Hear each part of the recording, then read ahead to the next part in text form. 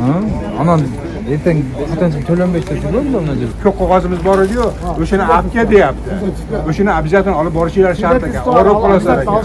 300 чукул жаран эмгектенген Оштогу Кудайберди базарында соодагерлер чогулушту. Алар жакында патенттин жоюлары тууралуу кабарды угушууда. Шаардык салык башкармалыгынын инспекторлору аларга жаңы жылдан тарта соода жүгүртүүгө берилчү патент жокко чыгарыларын айтышты. Эми соодагерлер салык төлөөнүн башка режимин тандашы керек. Анын эки жолу бар: жалпы жана бирдиктүү салык режими. Накладной иштеш керек мен. Ооба, ККМ болгондон кийин электронный товарный транспорттун накладной менен иштей баштайсыздар. Накладной менен кабыл аласыз, накладной менен кабыл алган товарды ККМ чек менен чыгарасыздар. Төлөнүп, патенттин срогу болгон болсо сиздер кошула албайсыздар. Патенттин срогу бүттүбү, ошол күндөн баштап туруп сиз каттоодон өзгөртүүгө мүмкүнчүлүгүңүз бар. Эми барып ошол ноябрь айына чейин баары толугу менен токтотулат. Бул бир мамлекеттин ошол мыйзам талаптарына киргизген өзгөртүүлөрү ошол эле мезгилде сразу иштеп кетиши бир аз кыйыныраак болот. Ошон үчүн бизге мөөнөттөр көрсөтүлгөн. Мөөнөттөрдүн ичинде биз салык төлөөчүлөргө түшүндүрүү иштерин жүргүзүп, бүгүнкү күндө чоң ири базарлардын баары ошол салык кызматкерлери менен биргеликте кайра каттоодон өтүп, бирдиктүү салыктын негизинде иштеп аткандар бүгүн аябай көп.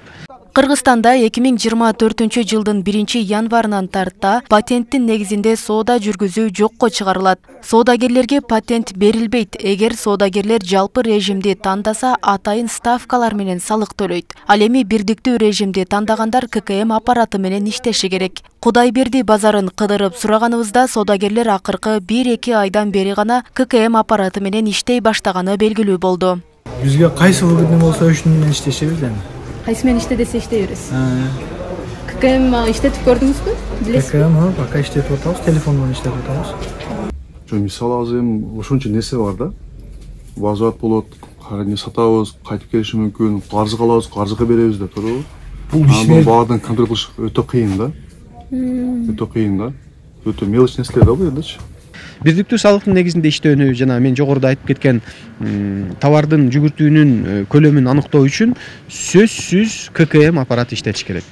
ККМ аппараты иштеттүү бул бирдиктүү салыктын негизинде бүгүнкү күндө деги эле салыкты аныктоонун бирден бир түз куралы болуп эсептелет жана бирдиктүү салыкты төлөө үчүн ошол ККМ аппаратты сөзсүз иштетүү талабы бар. Учурда Ош шаарында 5647 ККМ аппараты бар. Алардан 2647си базарда иштеген соодагерлерге таандык. Алар бирдиктүү салык режимин тандагандар. Дагы 4400дөн ашык соодагер бүгүнкү күндө дагы патент менен иштөөдө. Алар январь айына чейин салык төгүү режимин өзгөртүүсү зарыл. Бирөөсү жалпы салыктык режим, бул салыктын түрлөрү, көбүрөөк салыктын түрлөрүнө ал жоопкерчилик болот. Ал эми экинчиси бул бирдиктүү атайын салыктык режимдердин ичине кирген бирдиктүү салыкка өтүү мүмкүнчүлүгү бар. Азыр сатуу менен алектенгендердин көпчүлүгү, дээрлик көпчүлүгү ошол бирдиктүү салыкка өтүп атышат. Себеби бирдиктүү салыктарда ошол жылдын башындагы кирген мыйзамдарга, салык мыйзамдарына өзгөртүүлөрдө аябай жакшы режимдер берилген, ставкалар.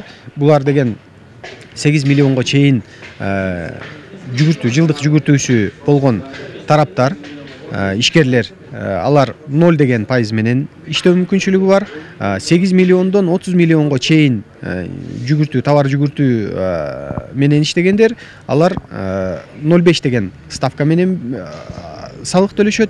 Ал эми 30 миллиондон 50 миллионго чейинкилер алар 1 деген ставка менен салык төлөшөт. Азыркы учурда ишкерлер арасында түшүндүрүү иштери жүрүп жатат. Бирдиктүү салык режимин тандаган ишкерлер ККМ пайдаланууга жана камсыздандыруу төгүмдөрүн төлөөгө милдеттүү.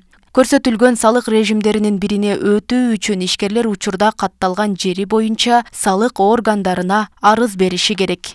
Роза Акматжан кызы, Эркинбай Бакиров, Ош ТВ.